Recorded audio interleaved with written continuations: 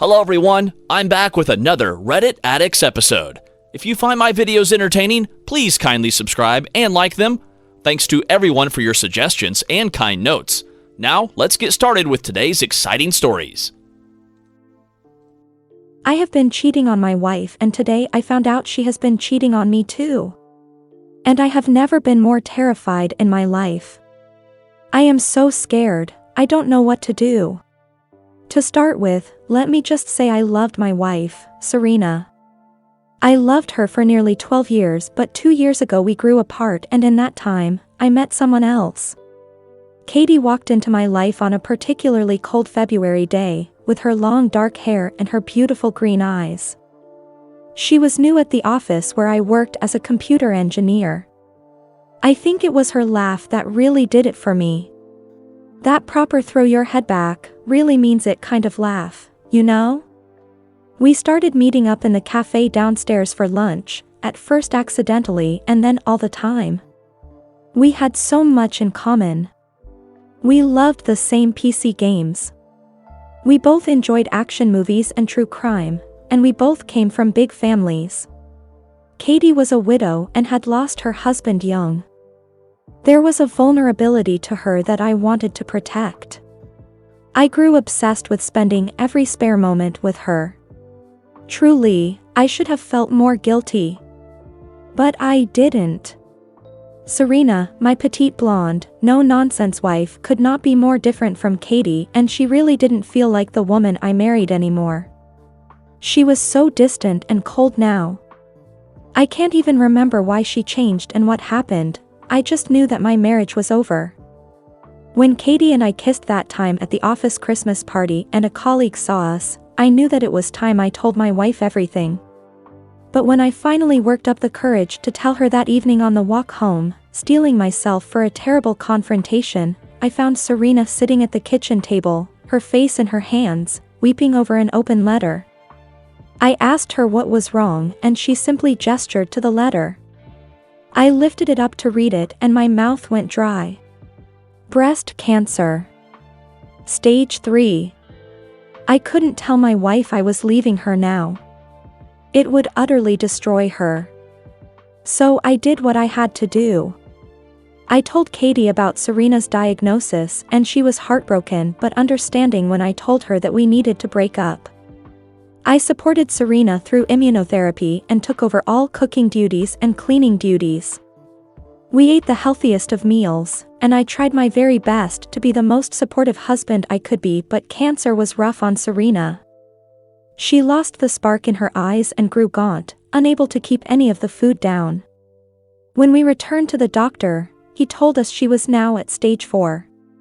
This meant a course of deeply aggressive chemo. That night, I held SERENA as she sobbed and told me she wasn't sure she would make it through this. And then she asked me to help her die. I was stunned, unable to believe I had heard her right.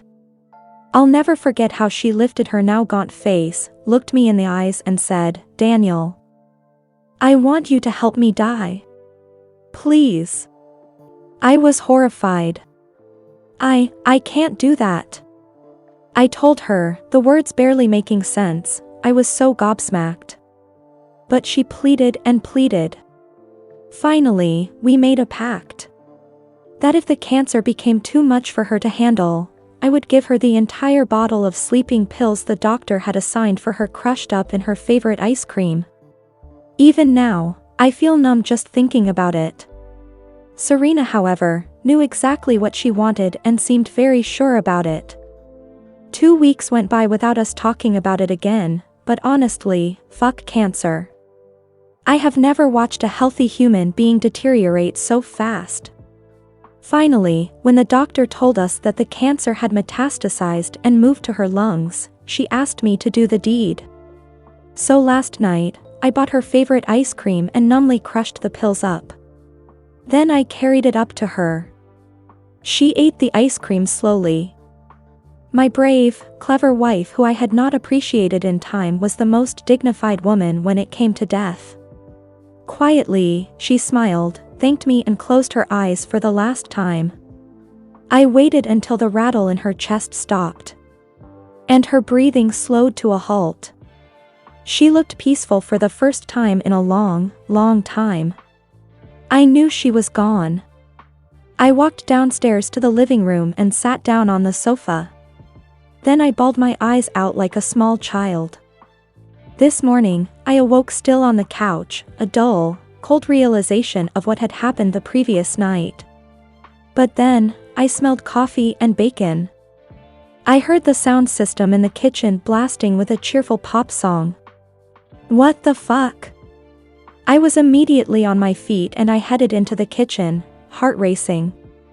And there, happily humming to herself, was Serena. Not the Serena I left upstairs. Gaunt and hollowed out by illness. But my Serena. The Serena of before. She smiled at me in a way she hadn't for years. Morning, my darling. Here we go, bacon and eggs sunny side up. She pushed a plate on the kitchen island in my direction and placed a cup of coffee before me. What the ever-loving fuck was going on? I watched my dead wife cook up a storm and act like everything was completely fine. Like she hadn't died last night. Serena, what dash? She lifted her cup of coffee and took a big sip, eyes closing as though it was the most delicious thing she had ever tasted. I know, my love. She said, I would be surprised too. You died last night. I stated the obvious, I know, but it was also the truth. She had been dead.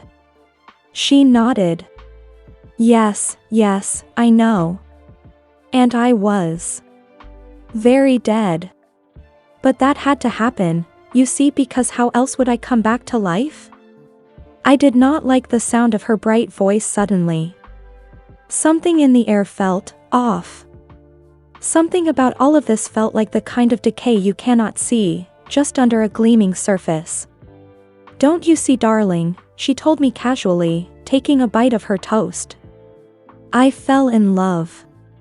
I had to stay. This hit me like a ton of bricks and made me take a step back.